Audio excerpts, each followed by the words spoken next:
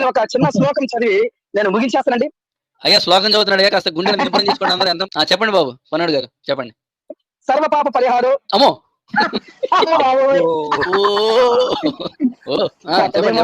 నేను ఒక చిన్న శ్లోకం చదివి నేను ముగించేస్తానండి. సర్వ పాప పరిహారం రక్త ప్రోక్షణ మమసికం. అవశ్యకం మమస్యకం అవశ్యకం అన్నాడు అనుకుంటా. మవశ్యకం కాదు, మవశ్యకం. మలపత్రాసుడు. వాడికి అవశ్యకం అనే పేరు కూడా తెలియదండి, ఆ పదం కూడా తెలియదు. సన్నాసికి మవశ్యకం చదివేస్తున్నాడు కలిపి. ఆడు కూడా వీడియోలో వినిందే కదా. కాదు సార్, సందులు సమాసాలు మన వాళ్ళకి తెలియదు సార్ ఇవన్నీ. మీకు గుర్తుందా, మనము ఈ బైబిల్ క్లాస్ స్టార్ట్ చేసిన కొత్తల్లో ఒకడు వచ్చి అసలు గణేశుల్లోనే యేసు ఉన్నాడు. ఎట్లా అంటే గణా ప్లస్ యేసు అన్నాడు. మీకు గుర్తుందా? నాకు గుర్తులేదండి, గుర్తుంటే అప్పుడు గుర్తించేటోడిని. గణా ప్లస్ యేసు గణేష్ అన్నాడు, అందులో యేసున్నాడు అన్నాడు. బుర్ర తేలిపోయింది అట్లే అందరికి. ఇంకా నయం ఏసున్నాడు వేసుకోమన్నాడు, ఏదో చేయలేదు దరిద్రుడు. కాదండి, పొల్లైస్ లో ఏసున్నాడంటే నేను ఒప్పుకుంటా. పొల్లైస్ లో ఏసున్నాడు, అది నేను ఒప్పుకుంటా.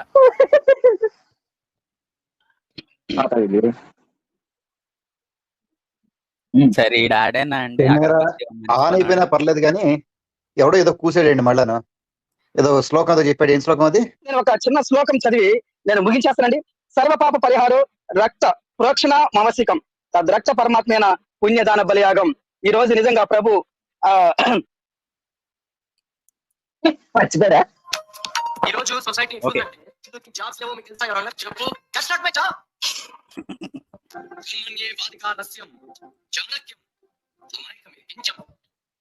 అట్లాగే ఉందండి చెప్పిన శ్లోకం కూడా. కిరణ్ గారు చెప్పండి అయ్యా. ఈడ పీసు పన్నాడే కదండి, వాడండి. ఆడేనండి. ఈడొకసారి ఛాలెంజ్ చేశాడండి నాకు, ఏది భగవద్గీత దశమ స్కందం మీద డిబేట్కి వస్తావా అని అడిగాడు. గుర్తుందా శివాజీ గారు? గుర్తుంది గుర్తుంది. అప్పుడే మీకు జీవితం మీద ఎరక్ట్ వచ్చింది. వచ్చి నేను చదివాను, పీకాను, దుబాయ్ లో కార్ వెనకాల స్మగ్లింగ్ గూడ్స్ అమ్మేవాళ్ళగా అన్ని పుస్తకాలు చూపించి వస్తారా డిబేట్ కి, ఇదిగో ఇది భగవద్గీత దశమ స్కందం అన్నాడు. పర్వాలేదబ్బా,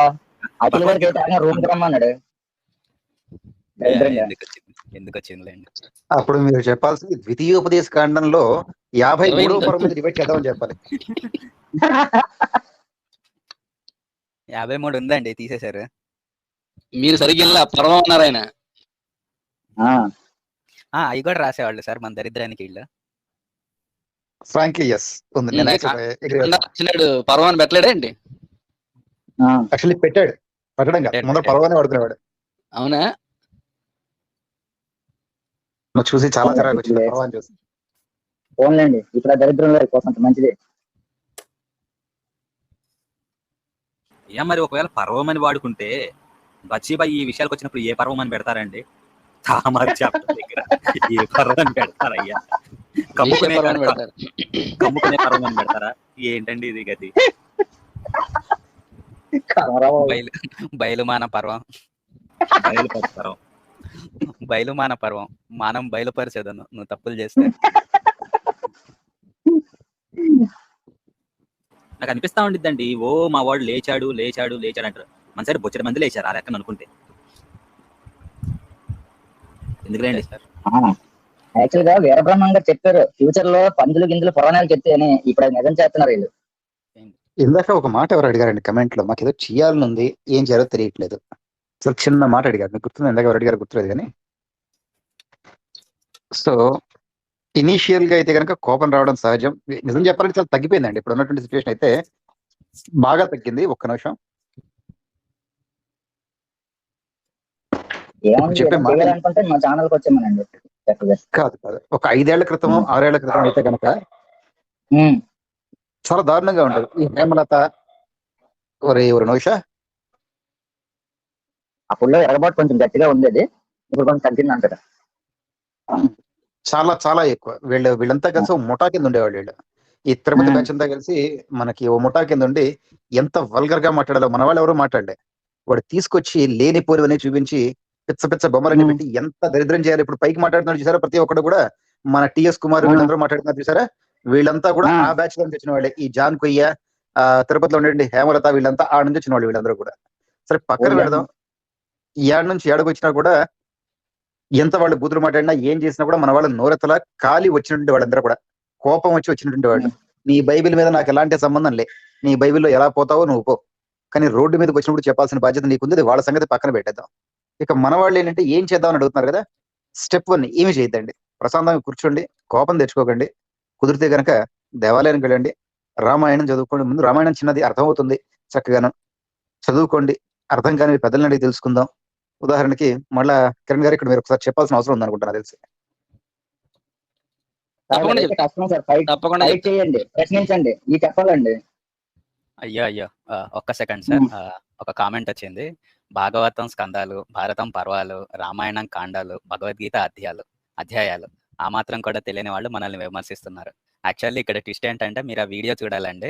వాడు ఆ పుస్తకాలన్నీ కార్లో వేసుకొని కెమెరా ముందు నించొని ఒక్కొక్క పుస్తకం చూపిస్తూ నేను మొత్తం చదివేశాను, పీకేశాను, లాగేశాను అని చెప్పి వీడియో చేశాడు. అది కాదు, అందులో భాగవతం ఏదంటే మహాభారతం చదివాడు కదా, అది టాయిలెట్ చూపించి మరి. కాదండి ఒక నిమిషం. కానీ దురదృష్టం కొద్దీ వాళ్ళకే కాదండి, మనలో కూడా 99% మందికి తెలియవు. నిజాన్ని ఒప్పుకోవాలి మనం. నాగేంద్ర ఇది మీలాంటి మతోన్మాదులు చాలా మంది మార్చారు. దేవుడు మీరు కూడా త్వరలో మారాలని కోరుకుంటున్నా. మీకు మారేం అర్థం కావాలండి? కావట్లేదంటే మేము నేను మారితేనే దేవుని ఉన్నాం ప్రభు.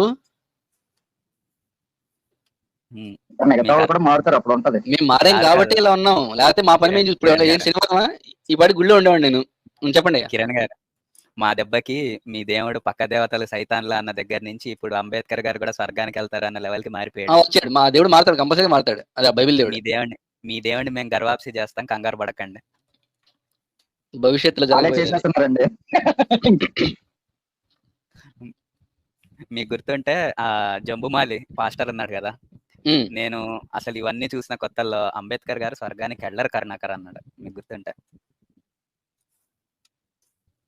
అండ్ రీసెంట్ వీడియో చూడండి, వాళ్ళు కూడా వెళ్తారు, గొప్ప వాళ్ళు వెళ్ళే లోకానికి వెళ్తారు.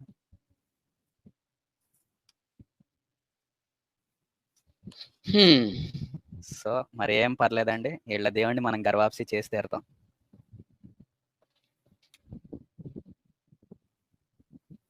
మరి 2 రోజుల క్రితం ఒక వీడియో చూసాను, అందులో ఒక పాస్టర్ స్టేజ్ మీద యేసు విగ్రహం అవన్నీ పగలగొట్టాడు, చూసారండి? పెద్ద గొడవలతోటి. ఎవరైనా ఒక్క నిమిషం. ఫస్ట్ వీళ్ళు ఈ కమెంట్ పెట్టినప్పుడు మనం మారాలండి. మతోన్మాదం అంటే వాళ్ళు అంటున్నారు మనల్ని కాదు. ఆ పుస్తకంలో అదే యెహోవా అని అంటున్నాడు మతోన్మాదం అని. కాదండి, మనది మతోన్మాదం కాదు, మనం మతోన్మాదులం కాదు. ఆ పుస్తకంలో యెహోవా మతోన్మాది. ఎందుకంటే ఆ పుస్తకం పుట్టక ముందే ఇక్కడ సనాతన ధర్మం ఉంది. వాడెవడో కొత్తగా వచ్చి ఇదిగో వీళ్ళంతా తప్పని చెప్పి వాడు చెప్పుకున్నాడు, మనం చెప్పలా. చెప్పండి. సార్. ఇందుకే ఇది అయిపోయింది అవ్వలేదు ఇంకా పనోడిది. మన కొరకు ప్రాణం పెట్టిన రోజుగా మనము జస్ట్ మనం సెలబ్రేట్ చేసుకుంటాం. చచ్చిపోతే సెలబ్రేట్ చేసుకున్నారు. వర్ధంతి శుభాకాంక్షలు. సరే, నేను ఆల్రెడీ చెప్పేశాం. కానీ మీకోసం పెట్టాను ఎక్కడ చెప్పాడు? యూదుల కోసం యూదులు రాజుగా వచ్చాడు, కానీ రాజ్యం పాలించాల. నాది ఇక్కడ కాదు పైన అన్నాడు. అయినా ఓన్ చేసుకున్నావు, సరే చేసుకో. నెక్స్ట్. నిజంగా అది జరిగింది ఒక రోజు. ఎక్కడ? ఎప్పుడు జరిగి ఈ రోజు మనము ఇంత పుణ్యంగా ఉన్నామంటే పుణ్యమా? పుణ్యం ఉందా? నెక్స్ట్. అది కేవలం యేసు ప్రభు వల్లే. అంటే ఏంటంటే అంటే ఒక్క దేవుడు మాత్రమే సర్వ మానవాళి యొక్క ఏంటది? అంటే ఏంటంటే ఒక్క దేవుడు మాత్రమే సర్వ మానవాళి యొక్క మానయాలి. మానయాలి ఏ బ్రాండ్ వేసాడండి? ఏం మరి మానయాలి అన్నాడు. ఏ బ్రాండ్? బ్రాండ్ కాదండి, బ్రాండ్ కాదండి. కుబ్బుసులు ఎక్కువ తిని నాలుక పాపం అటు తిరగట్ల. మీకు అందరికి అర్థం కాల. అక్కడ వేసింది యేసు రక్తం, అలాగే వస్తుంది భాష. కాదండి, గడ్డపారతో పొడిస్తే నాలుగు పక్కకు జరుగుద్ది కదండి. తిరగకపోతే ఆ గడ్డపార ఇట్లా వేసి ఇట్లంటే నాలుగు తిరుగుద్ది కరెక్ట్ గా. ఇది మీ అందరి ప్రక్షాళన కోసం చిందించబడుతున్న రక్తం అని చెప్పి ఇచ్చాడు కదండి, అది తాగినట్టున్నారు. సర్వ మానయాళి అయిపోయింది.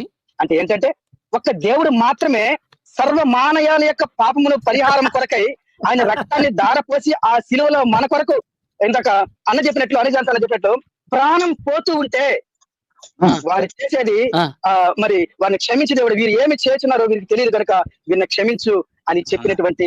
ఇతనే క్షమించవచ్చు, అతను కోరుకునేందుకు? అది గ్రీక్ బైబుల్లోనే ఆ మాట ఎందుకు వచ్చింది? అప్పటిదాకా విగ్రహాల ఇదే పగలగొట్టండి, తన్నండి అన్నాడు. మన వాడికి క్షమించే శక్తి కూడా లేదని మీ ఉద్దేశం? కాదండి, ఏమీ లేదండి. సోక్రటీస్ ఆ మాట అన్నాడు, పౌలు కాపీ కొట్టాడు. నాకు ఇప్పటికీ అర్థం కాని విషయం చాలా ఒకటి ఉందండి. నాకు యేసు వచ్చిందే చచ్చడానికి అయినప్పుడు రాగానే చంపేయాలి కానీ ఇంత గ్యాప్ తీసుకుని చంపితే 3 ఏళ్ల పాటు తిరిగాడు అనుకుందాం అటు ఇటును. ఆ 3 ఏళ్ల పాటు ఉన్నటువంటి వాళ్ళ పాపాలు పోలేదు కదా. సో వాళ్ళ కోసమైనా కూడా రాగానే యేసు అనగానే కత్తి తీసుకుని నరికేయాలి కదా, రాళ్ళు చెప్పుడు చంపేయాలి కదా, ఎందుకు చంపలా? సిలువేయాలి కదా. అమృతసిద్ధి గారు చిన్నప్పుడే చంపేస్తే బ్లడ్ ఎక్కువ రాదండి, పెద్దగా చంపితే బ్లడ్ వస్తుంది. అది లాజిక్. Nice logic. ఇంకా కరెక్ట్ గా చెప్పాలంటే ఇంకోటి, పెద్దగా అయ్యాక చంపితేనే అసలు ఆధారాలు లేవు, పుట్టగానే చంపేస్తే ఒక్క ఆధారం ఉండదు. ఏదైనా ఒకటి మెంటల్ లేవు కదా. అమృతసిద్ధి గారు సలార్ లో ప్రభాస్ ఒక డైలాగ్ ఉంటుంది చూడండి, కాటేరమ్మకు బలి ఇయ్యాలంటే సంతకు పోయి మంచి గర్రెని ఎత్తుకురావాలని. అదన్నా విషయం. Okay okay. అయినా సిలువలో చావడం ఏంటండి కామెడీగా?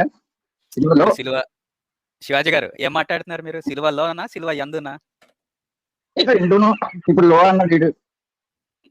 రెండింటికి చాలా తేడా ఉందండి, గట్టిగా చెప్పండి.